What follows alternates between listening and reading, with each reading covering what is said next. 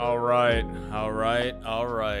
Okay, so we just streamed, but we got some Chipotle. I was starting to, I don't know, I need a little break, but we got some Chipotle. We're refueled, and we're gonna get back into another draft here before the week starts, or should I say before the weekend ends.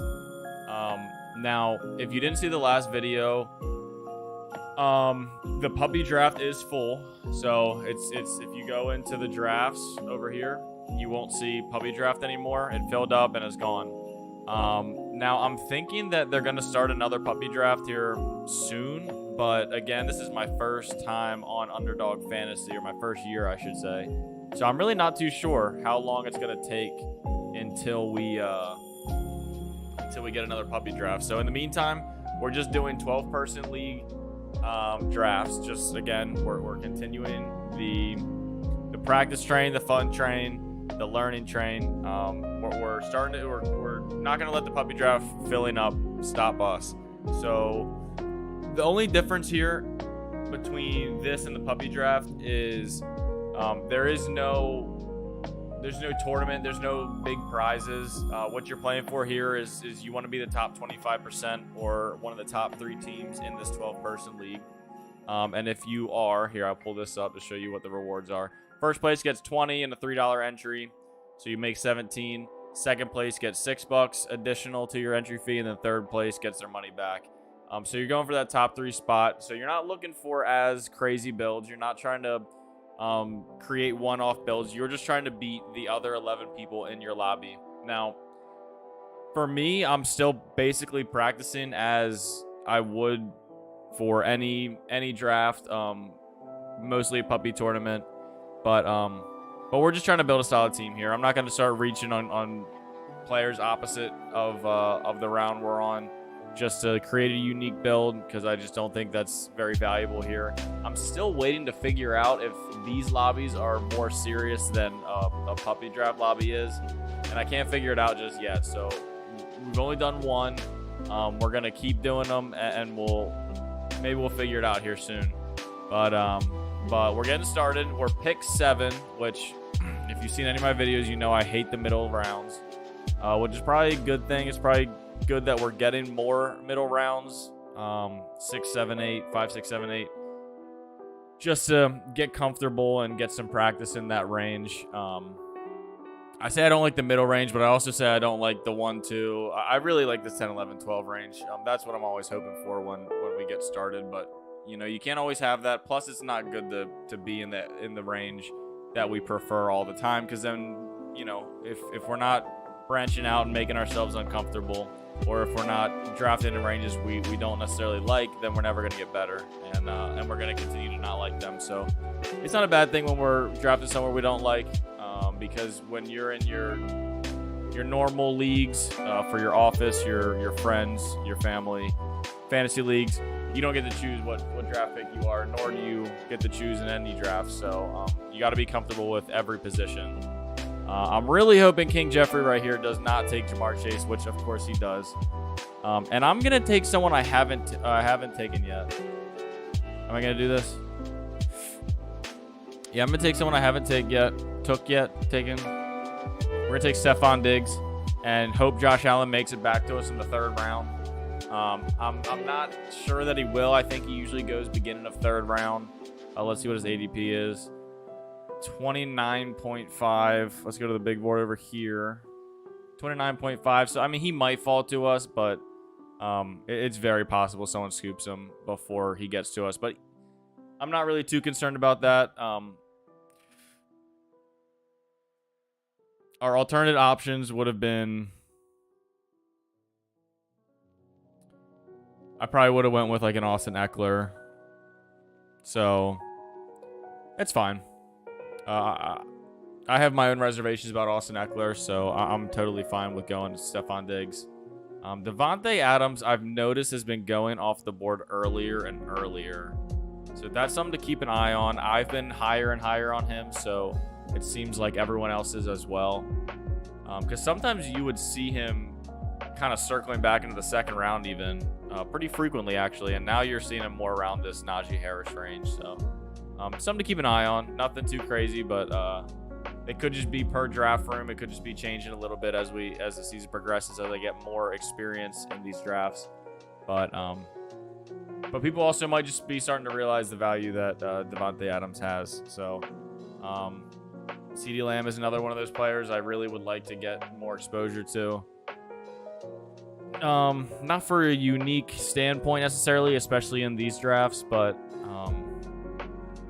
I feel like I wasn't giving him enough credit of the potential that he has in this upcoming season. I'm never going to take him in the first round, but I definitely would go like a Davante Adams, CeeDee Lamb start or something like that. So ever since I've been feeling like that, I haven't had the opportunity to take him yet. But next time we're in this 11-12 range and he falls to us in the second round, we'll probably take him.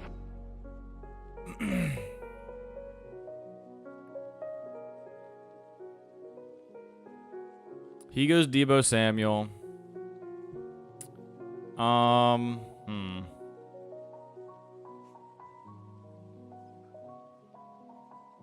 Being that we're planning on taking Josh Allen in the third round, I think I'm actually going to go.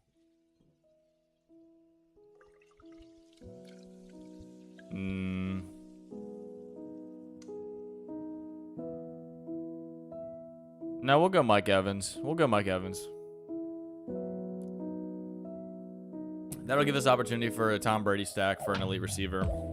I was going to say, since we're taking Josh Allen in the third round, hopefully, I was going to take a running back, but I really am just... Aaron Jones is just not a pick that I like making. I think I have him in one of my leagues, and even when I made that pick, it kind of hurt a little bit. I can sit here and tell you it's because of injury, but I just feel like he's such a boomer bust type of player that I'm not. He's getting older. AJ Dillon's kind of on the come up. I know he's gonna have a bigger role in his offense this year just because Davante Adams is gone from Green Bay, but I just really haven't been loving Aaron Jones in these picks, so I'm fine letting him go and taking Mike Evans. Now, I thought about going Alvin Kamara. I think he is a little undervalued, but I also don't know I don't know how much he's going to play in the beginning of the season. So, whereas Mike Evans is actually going to have the reverse. He's going to have a big beginning of the season due to Chris Godwin being out. So, and I haven't picked Mike Evans that much, so I'm fine with taking Mike Evans here. And going for the double wide receiver start once again. It's a start that I haven't been doing much of, but I probably should be doing it more often. So, now we're hoping for Josh Allen on the way around in the third, as we said. We'll cross our fingers, but there was a little bit of a running back. Some of these running backs are being taken earlier than usual. Saquon Barkley goes in the third a lot of the time. Nick Chubb goes in the third. James Conner usually goes at the end of the third, and they're all being taken a little bit earlier this time. So with all these running backs going off the board, I wouldn't be shocked if Josh Allen doesn't make it back to us. But then again, some of these teams on the way back through might scoop a wide receiver that's falling. So maybe we do get him, but we'll just keep an eye out. If we don't get Josh Allen, I'm definitely going to be looking to go for a running back as long as we can find someone that is in the elite status, kind of like the upper range. If not, we'll just wait till the Josh Jacobs, J.K. Dobbins range and take someone there. But that's kind of our plan of attack here. Zeke goes at the 303. That is very early. Let's see how early that is. God, I hate how it doesn't scroll.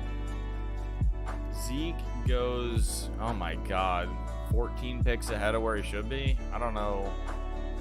I mean, he must just be really high on Zeke because, to be fair, I don't think Zeke would make it back to him. So maybe that's his thought process, but I don't know. That's a little too far of a stretch in these first few rounds for me.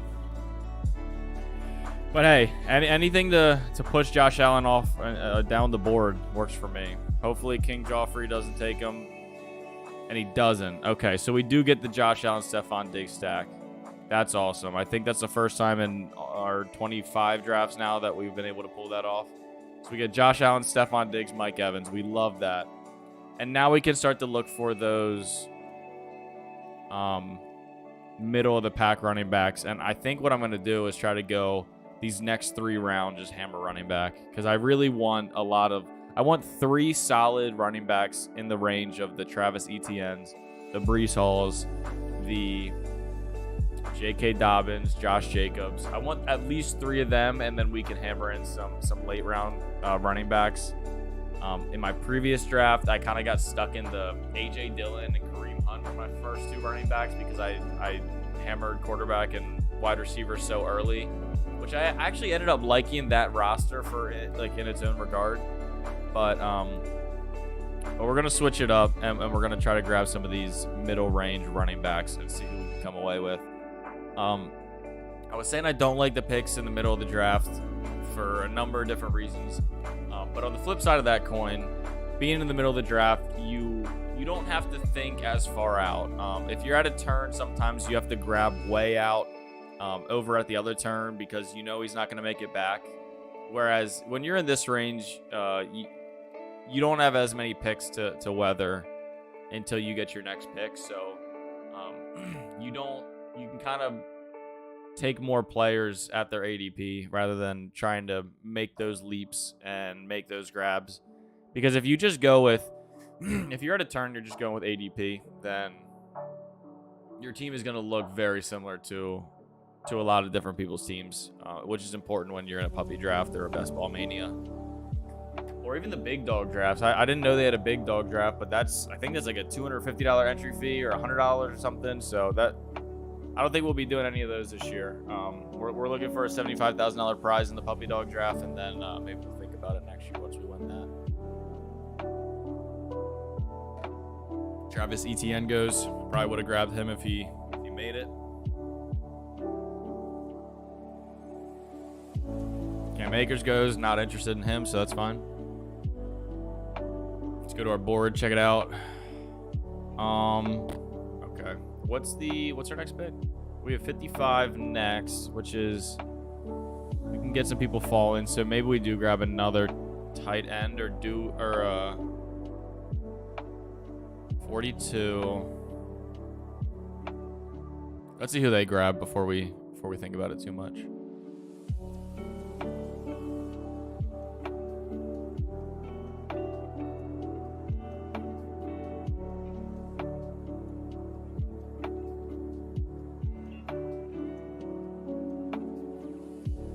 Okay, he goes Patrick Mahomes.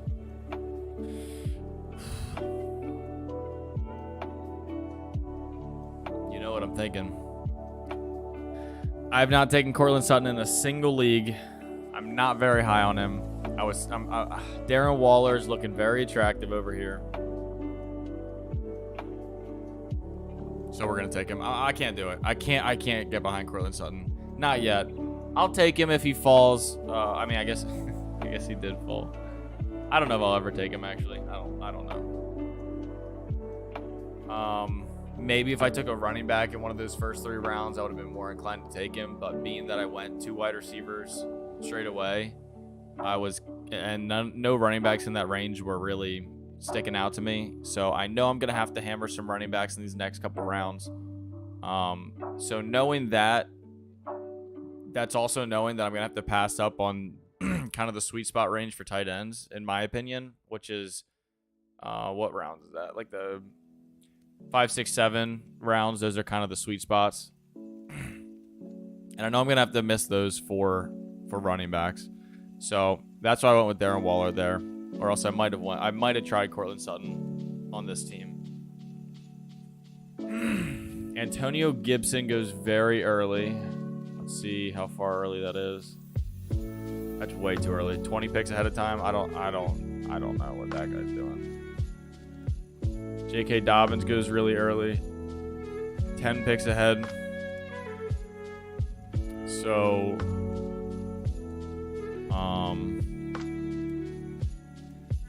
I'm hoping we get some value fall to us because of that. Now, I'm really looking for Breece Hall and David Montgomery. And then Josh Jacobs on the way back. I think our next pick is 66. So being that so many teams have went running back and I'm the only team without a running back, maybe we get a Josh Jacobs falling that extra 4 spots to us. But we'll just have to wait and see because we're trying to go. I don't know if I prefer Breece Hall or David Montgomery yet, to be honest with you. I know Breece Hall is a huge prospect, but he's also a rookie, and Michael Carter Jr. was doing pretty good last year, so he might be in a shared backfield situation. Whereas David Montgomery, I think, is going to be a bell cow running back. Now, the unknown is why there's a gap in ADP. That's actually putting Breece Hall ahead of David Montgomery. And Cuz reaches again. Cuz has got his guys, and he's reaching. Holy. Another 20-pick reach, a 10-pick reach, a 20-pick reach. J. Jeff, Tyreek Hill, A.J. Brown. That's pretty solid. But I don't know why you're going A.J. Dillon over Breece Hall. Do we want Breece Hall or do we want David Montgomery?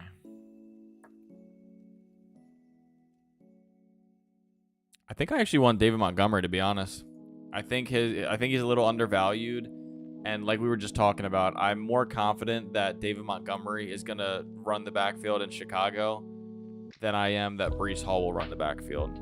Breece Hall will definitely be involved, don't get me wrong, but I'm not convinced that he's going to be a bell cow running back. I think it might be more of a split field or a split backfield type of situation. Now, I still think he's a good pick. But if I have the chance to pick David Montgomery over him, then I am most likely doing that every time, which is probably why I have no Breece Hall in any of my teams. Not because I don't like him, but just because if I'm going for a running back in that range, I'm going to go with David Montgomery every time.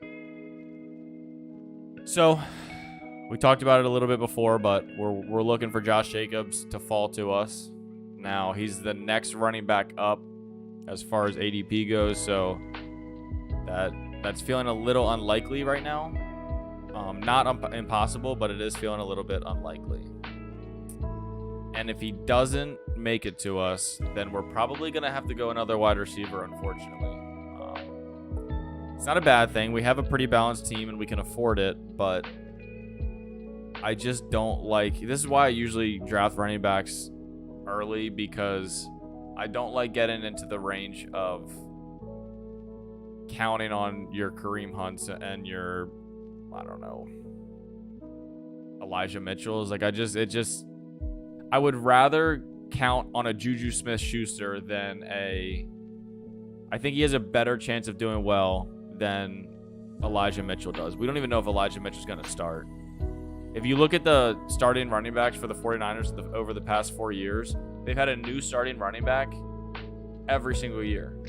JaMychal Hasty Jr., JaMychal Hasty, Jeff Wilson Jr., Elijah Mitchell, and then I don't remember the other one. Is this guy going to auto draft? I'm not losing Josh Jacobs to an auto draft, am I?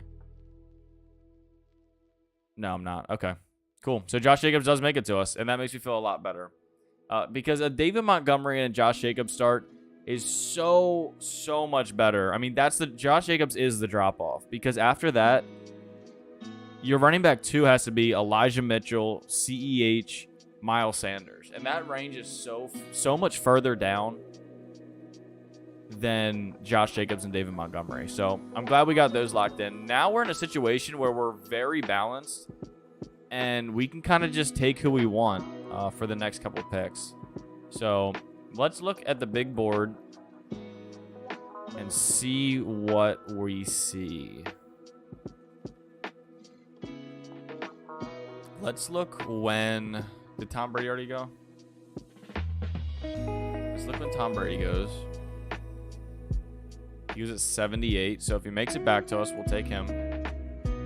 It's very possible. I would have taken Dalton Schultz if he made it back to us. That was a little bit more of a stretch. I think Tom Brady's still a stretch, to be honest with you, because these 4 teams before me don't have a quarterback, and Tom Brady is the next up. And not only is Tom Brady the next up quarterback as far as ADP goes, but King Joffrey, who is picking right before us, has Chris Godwin, so he very well might go with the Tom Brady stack. And there's nothing you can really do about that. We didn't get Mike Evans for the sole reason of stacking, so If he takes him, he takes him, and we'll just probably go either wide receiver, or I could even see myself going. Oh no, I know who I'm taking if we don't get Tom Brady. Maybe not, actually. I was thinking we could go Hunter Renfrow and go with a double stack with Derek Carr, but I forgot we had Josh Jacobs, and I don't want 4 people on my team that are on the same team. Probably a better way of saying that, but you know what I mean. Now, King Joffrey, if you don't take Tom Brady, that'll be lovely. But again, this is the team with the Chris Godwin, so he very well might go for the stack. He doesn't. He goes CEH, so easy pick. Easy pick for us.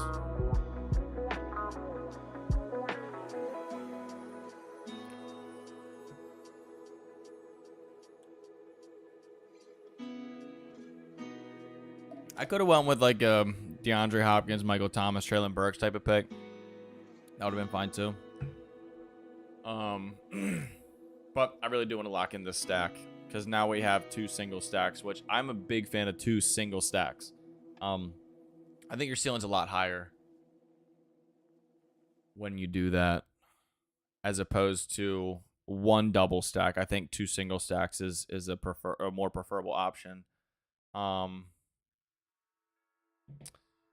because if they both ball out in the same week, both your wide receivers make out, and then whoever balled out harder between your quarterbacks is getting the score counted. Whereas if we had Tom Brady, Mike Evans, and Chris Godwin, usually either Chris Godwin or Mike Evans is gonna pop off, and you're gonna just get one of those wide receiver scores anyways. That's where my head's at. So let's pull the big board back up. We're gonna be pick 90. Pick 90, which is the, what is that, 807? 806? 806. And we're done with quarterbacks already, so that's nice. And now we can really just take wide receiver, tight end, or running back, whoever we like the most. I'm leaning a little more towards running back, but not in the 90 range, I don't think. I mean, if Russell Gage makes it to us, that would be sweet. If not, do we go Tony Pollard? No, we don't. Doug took him. Which will be fine if Russell Gage makes it, or even if TJ Hockenson makes it, I'll take him too. Russell Gage doesn't make it. TJ Gray doesn't have a tight end though, so he might take TJ here.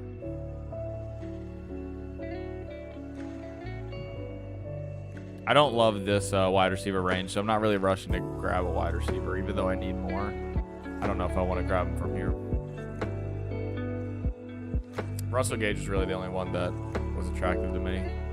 This guy's bringing the clock all the way down. If he takes TJ, it might be an auto. Yeah, he might be on auto. That's kind of unfortunate for us. Our next pick is 103, so we probably get Kareem Hunt. Let's go. We'll go Tyler Lockett. Tyler Lockett or Kadarius Toney? I think I like Kadarius Toney more, actually. We'll go Kadarius Toney. Just because Tyler Lockett, we don't know his quarterback situation, and he is getting a little older, and it's kind of like a speedy deep field threat, whereas Kadarius Toney is, he showed some huge flashes last season, was hurt. He's young. I think he's in a better offense now. Well, maybe not better, but I think he has a pretty decent year this year just because of the talent. Where did Kadarius Toney go to college? Kadarius Toney College. Walden? What is that?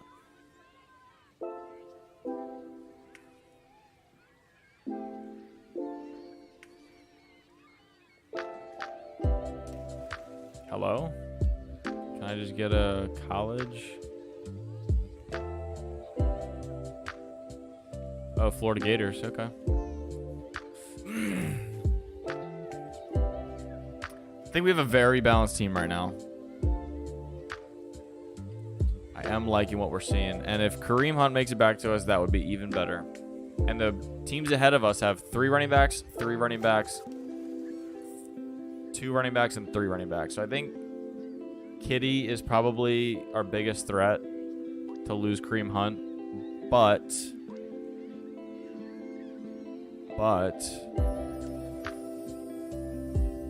he very well might go tight end as well with Dawson Knox. So, or he just might keep stacking the wide receivers. He has a lot of options here.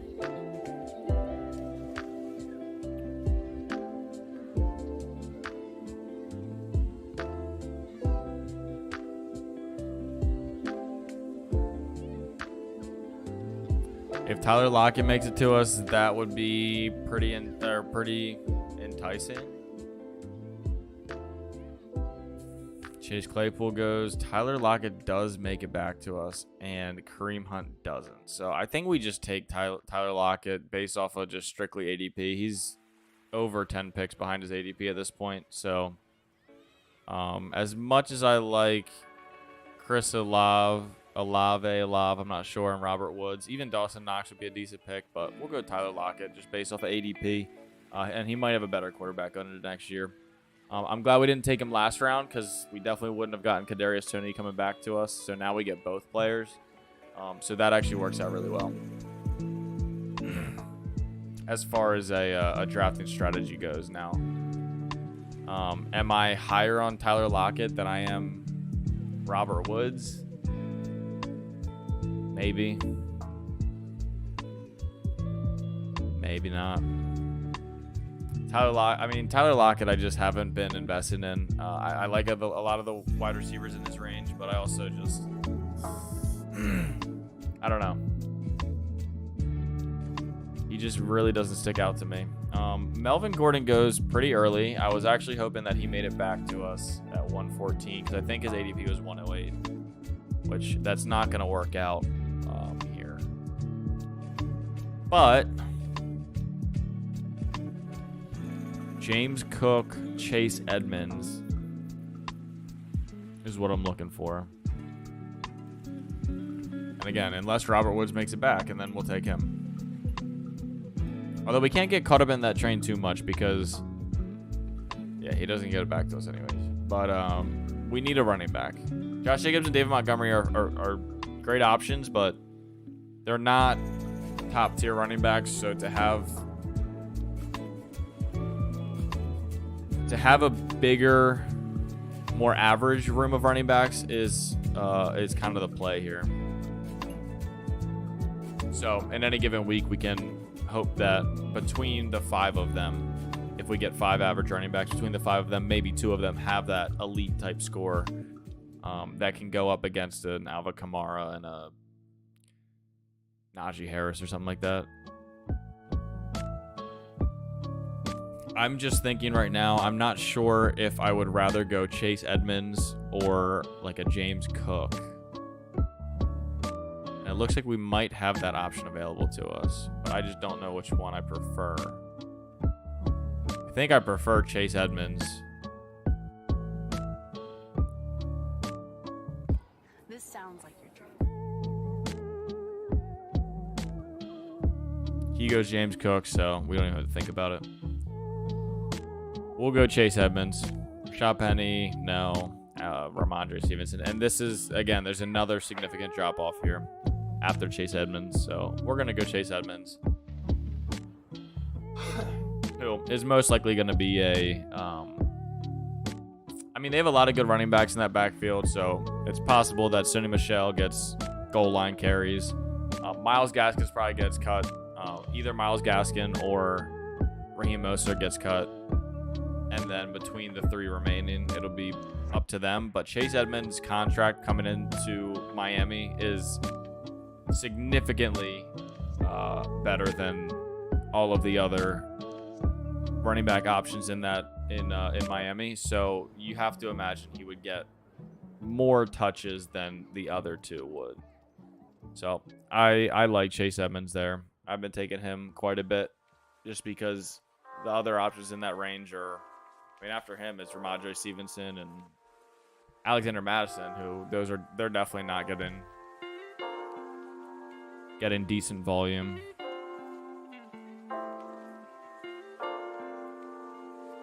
So let's pull up the big board once again. Once the dust settles, we pull up the big board. We look ahead. We see how this is all shaken out. Tua goes really early.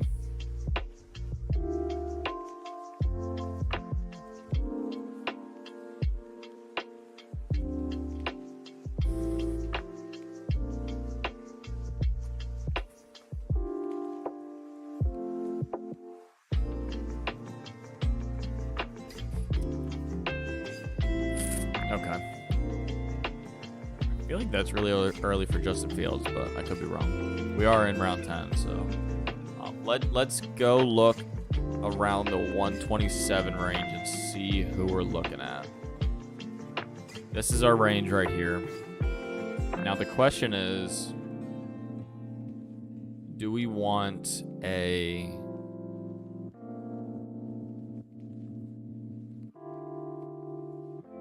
wide receiver or running back?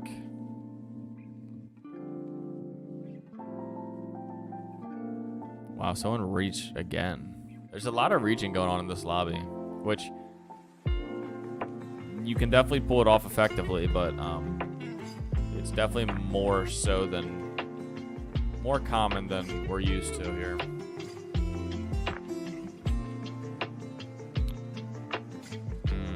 Dameon Pierce is looking attractive. As far as draft picks go, I am not sure what he looks like in person, whether he's attractive or not. Okay, actually, I was gonna double stack Jamison Crowder with Josh Allen, but on second thought, I think what I'm gonna do is double stack Rob Gronkowski with Tom Brady.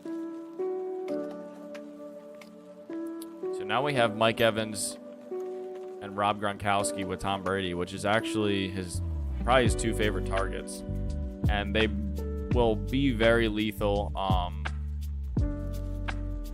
especially in the beginning of the season when Chris Godwin is injured still.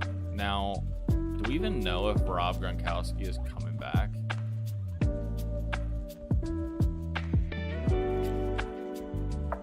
Is it 2023 season? Rob Gronkowski playing again. What do you even Google here? Oh, it's because we're in U. I don't know why it just default. My browser just defaulted to Yahoo for some reason. Gronkowski playing next season. Sure. He will only play for Bucks if he decides to return for 2022 season. Robert Gronkowski is still in limbo. The tight end is currently contemplating retirement for the second time in his career following his 11th season. Now that's a little intimidating, but I feel like it has to be more likely that he comes back than not, because Tom Brady's done after this year, so he might just run it back one more time, try to go for a bowl together one last time.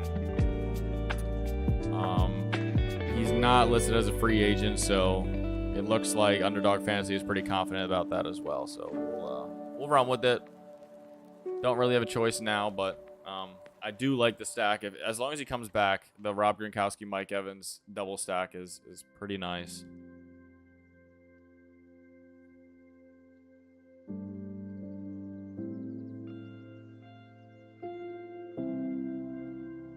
What's PJ Gray going to do?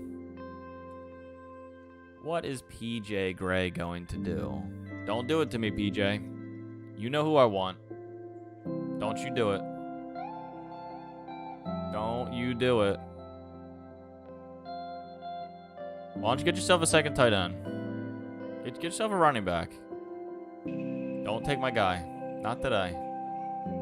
You can auto draft. That's fine. Go ahead and auto draft. Easy. So again, we went with Rob Gronkowski. I was gonna reach last round on Jamison Crowder to get a double stack with Josh Allen, and I didn't. I went with Rob, and this is why we did it. This is the second time this draft where we wanted a player, we didn't reach on him, we hung tight, we trusted ADP and hoped he got back, and we ended up getting both the players we wanted. First happened with Kadarius Toney and Tyler Lockett, and it happened again here with Jamison Crowder and Rob Gronkowski. So you could say that we made out like a bandit. Now, with these tight ends, we're done. With these quarterbacks, we're done. With these wide receivers, we're not done, but we're feeling really comfortable. So on the next pick, I'm going to be looking aggressively for a running back. And this is what I was talking about being in this 7th pick, 6th, 7th, 8th pick range. Is you're noticing that we're getting players falling to us that we wanted in the previous round more often than we ever would at the turn. So maybe I'm learning to love this position more and more as we go, because this team I have right now is looking really solid. I'm really happy with it. I think we have a solid running back tier. We need more running backs, but we have a solid running back tier. I could say that about all of our position categories. We really just have a nicely balanced team. 2 double stacks. That's really looking good for us. I said I like 2 single stacks more than 1 double stack, but I mean, if you can get 2 double stacks for 2 elite quarterbacks, then we're sending that. We're sending that every time. We are sending that every time.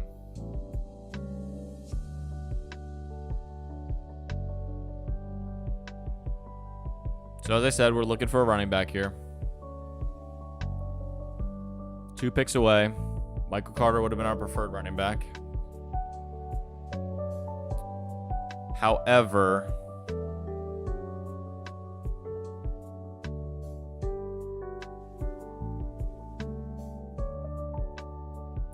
we are going to go Darrell Henderson. We know his talent. He proved it last year. I actually had Darrell Henderson in a lot of my leagues last year. And he did really well. Now, Cam Akers is back, so he's going to have to share some touches. However, I think he still has a role, especially at the goal line. I think Darrell Henderson would be the goal line favorite in Los Angeles. And, of course, if anything happened to Cam Akers, he would just return to the form he was in last year. But this pick is fine to me. I was thinking about Tyler Algier because I think that Cordero Patterson does regress a little bit this season. However, Darrell Henderson is proven, so I like going with him over Tyler Algier.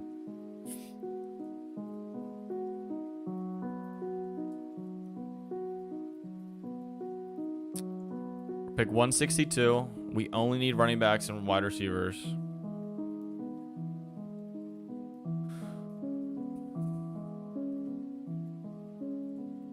We might go 1 more running back in this range and then just go all wide receivers and 1 distant running back. If Tyler Algier makes it back to us, we'll take him, but I doubt that. There he goes.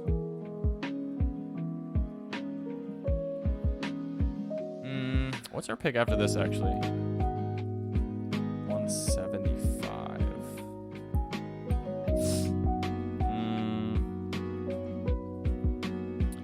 Yeah, I don't know if we force running back here.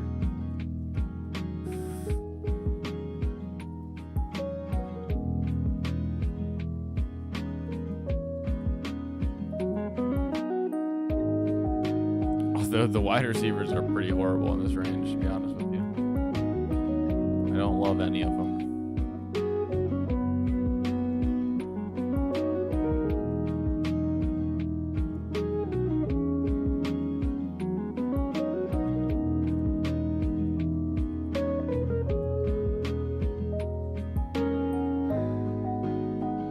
Like, is Kenneth Gainwell even relevant? Like, I don't know.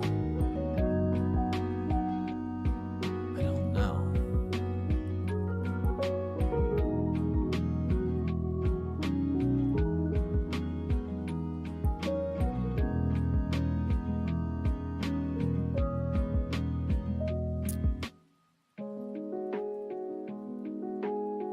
All right, I'm gonna make this pick regardless of. I just kind of want to lock down this running back room because we don't have an elite running back, and just hope our next guy makes it back to us. Now, I think if he does make it back to us, you'll be a little shocked for me to pick him. But we'll wait and see what happens. Let's go to the big board, get a big picture of what's happening. You see us making up the running back situation here with Chase Edmonds, Darrell Henderson, and Kenneth Gainwell. As you can tell, I'm pretty comfortable with my wide receiver room right now, so I'm feeling okay to punt it a little bit. I didn't love the wide receivers in the range we were looking in. Robbie Anderson literally tweeted the other day that he was thinking about retiring, so I don't know if I want a mentality like that on my team. Not for moral reasons, I just don't know what his effort's even going to look like this year. Joshua Palmer, 4th, 5th option. David Bell, not happening. George Pickens would have been my pick at wide receiver, but even there, I don't love his quarterback situation. He's a 3rd option, maybe even a 4th option. So I'm not rushing to grab him right there.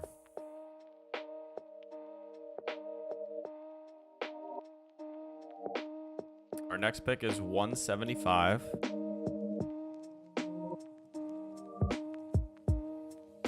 Now, George Pickens makes it back to us at 175, then we're scooping him.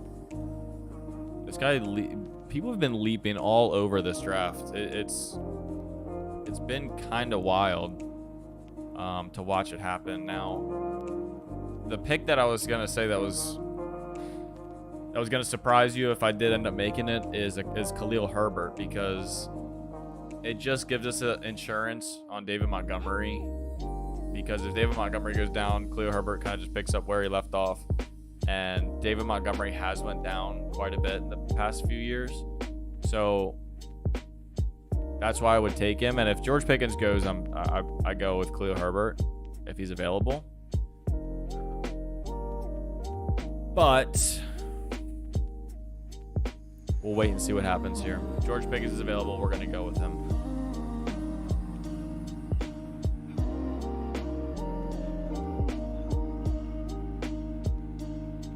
Lo-fi go kind of dummy, huh?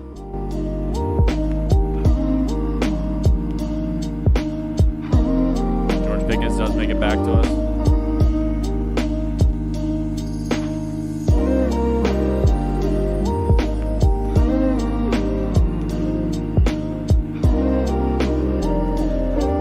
Darrell Williams is a little interesting right here.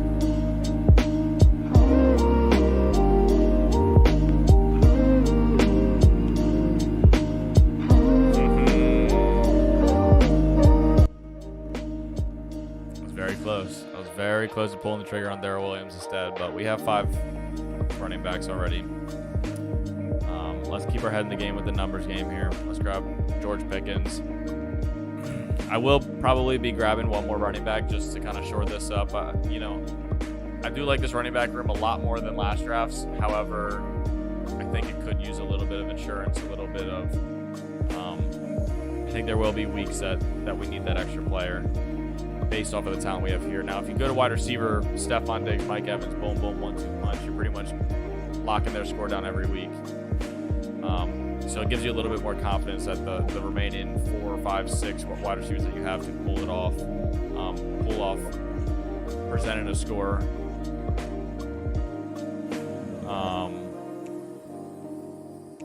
That is worthy of a wide receiver 3 spot.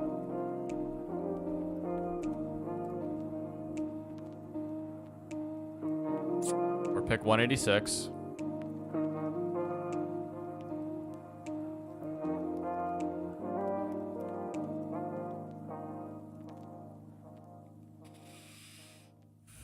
KJ Hamler would be an easy pick if he falls to us.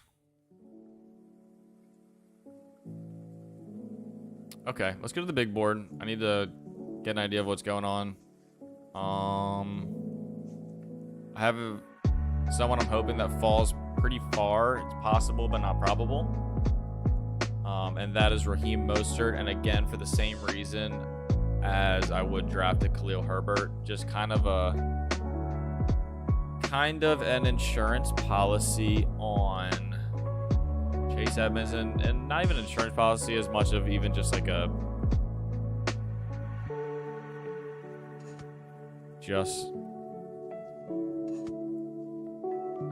hold on.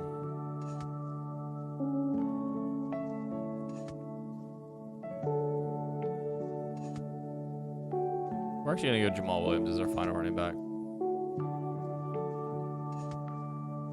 And now we just hammer a wide receiver. I only did that because Wan'Dale Robinson was the best value, but you know, I already have Kadarius Toney. I don't think Wan'Dale Robinson outperforms Kadarius Toney. And AJ Green, I'd rather have Jamal Williams than AJ Green. Yawning again. I apologize. It's been a long weekend, surprisingly. Not in a bad way. I just had a lot going on, so pretty beat today. My dogs didn't let me sleep past 5 a.m. on my weekend day, so we didn't get to recover a whole lot, but that's pretty typical around this house. 2 dogs actually, both of them came tearing upstairs and grabbed us out of bed before we could even get our 8 hours.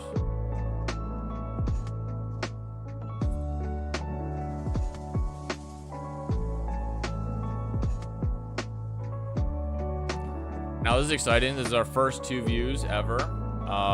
Welcome. Must be doing something right. And if that something is just being here and being annoying, then we'll take it. It's something. But we're picks 199 and 210. We're looking for 2 wide receivers. And we're probably going to end up getting some wide receivers that we have plenty of exposure to, just because when we start getting in these later rounds, you kind of get who you want. So I find myself taking the same guys pretty much, not every time, but pretty frequently in this range. Raheem Mostert finally goes at 194. I'm going to throw these on just so we can see what's going on. If Wan'Dale Robinson falls at 199, I'll scoop him, but I would have to imagine someone would pick him up before then. We'll see. They have 3 quarterbacks. That's interesting. Derek Carr, Jameis Winston, Ryan Tannehill. That actually makes sense because he doesn't really have an elite quarterback option. Now, does he have? He doesn't have Devontae Adams, so I wonder why he went Derek Carr. Yeah, it's kind of interesting. I don't love that, but he does have a Jameis Winston, Alvin Kamara stack. I don't like how that skips over like that. Okay, we're going to go Wan'Dale Robinson. Pick 199, and Wan'Dale Robinson has an ADP of 178, so maybe that's just an insurance policy with Kadarius Toney. Kenny Golladay is, you know, very likely he goes down. And even if he doesn't go down, I could see Kadarius Toney taking over the 1.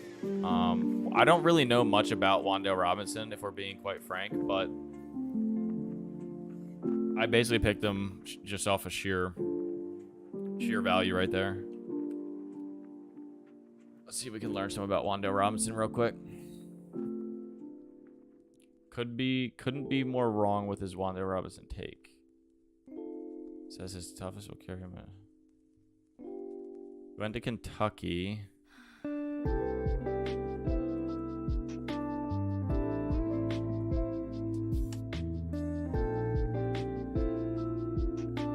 I guess he was getting some pretty bad reviews, saying he was a reach. Let's see what pick he got drafted at.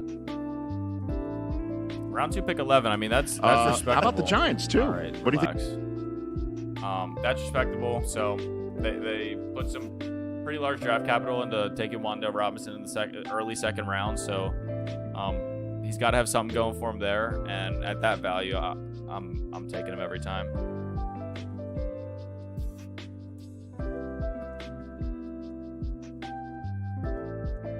We're looking for our last receiver here shortly. We're 3 picks away. I'm not really feeling too great about any of these options. I even consider like a Romeo Doubs selection just because of uncertainty in Green Bay, and really anybody could step up over there. So I thought about Romeo for a brief second, but if our guy is still there, then we're going to grab him.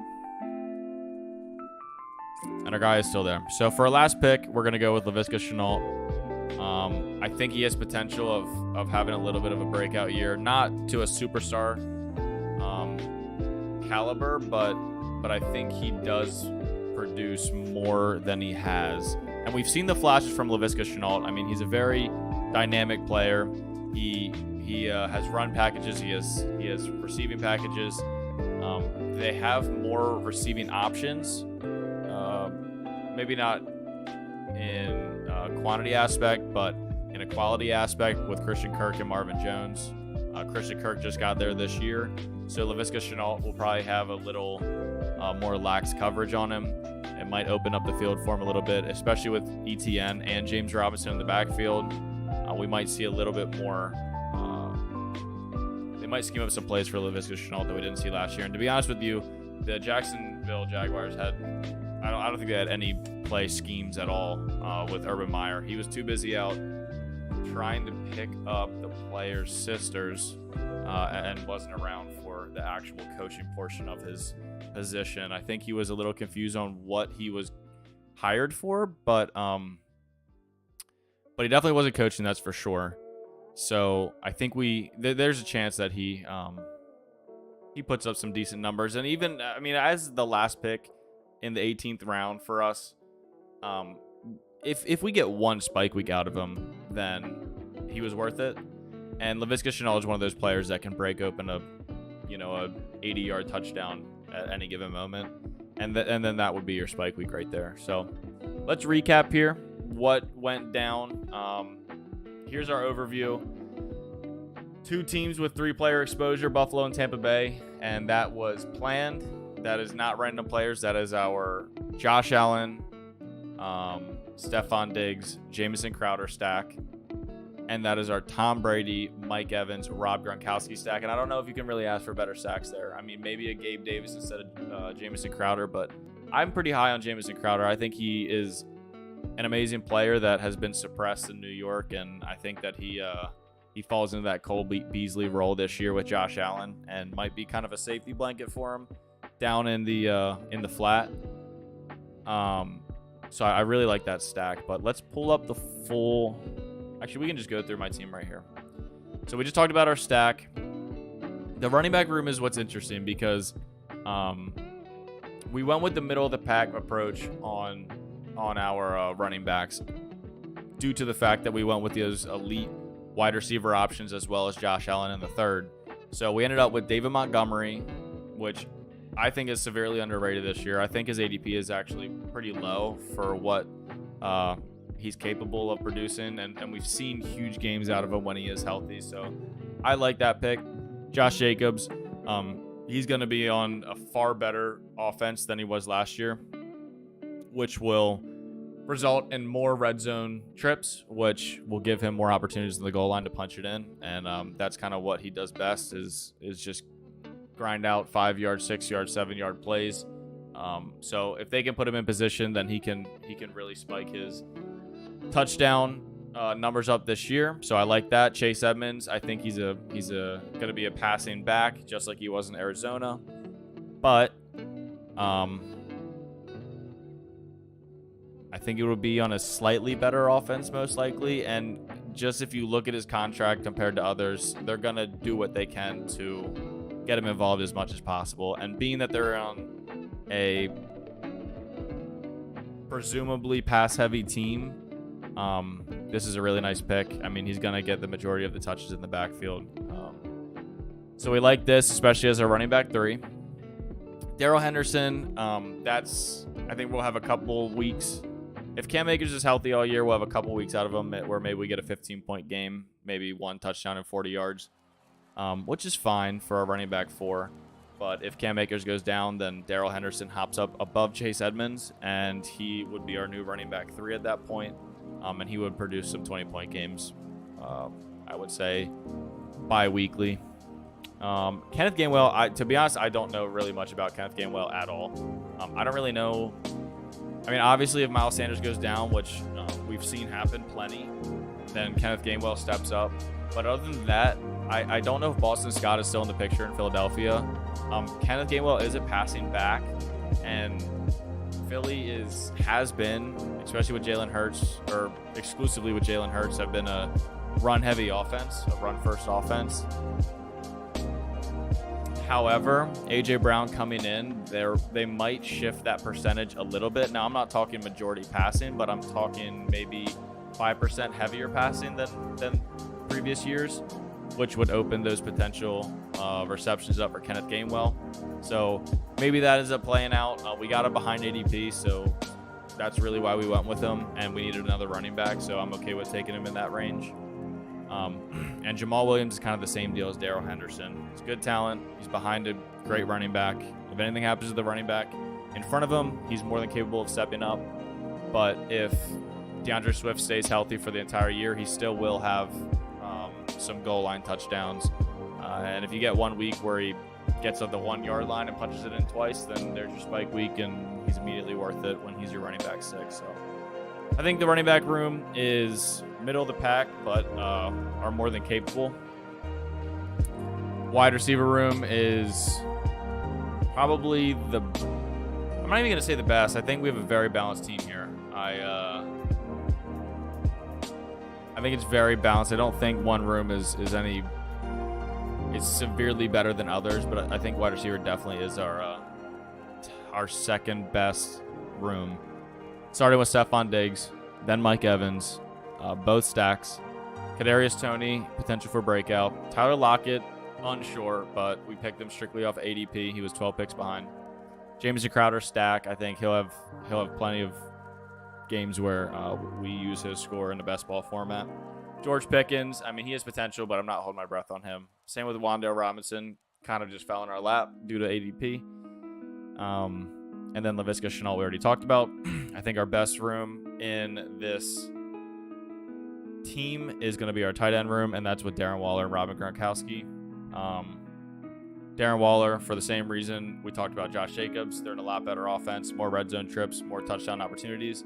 And with Devontae Adams in Las Vegas, it will open the field up a little bit more for Darren Waller. And as long as Rob Gronkowski comes back to play with Tom Brady for 1 more year, then, I mean, we know what to expect between those two. We saw him play last year. Even at the age that both of them are at, he was one of the top 5 tight ends in the weeks that he played. And we have no reason to expect anything less from him this year. Bye-week exposure.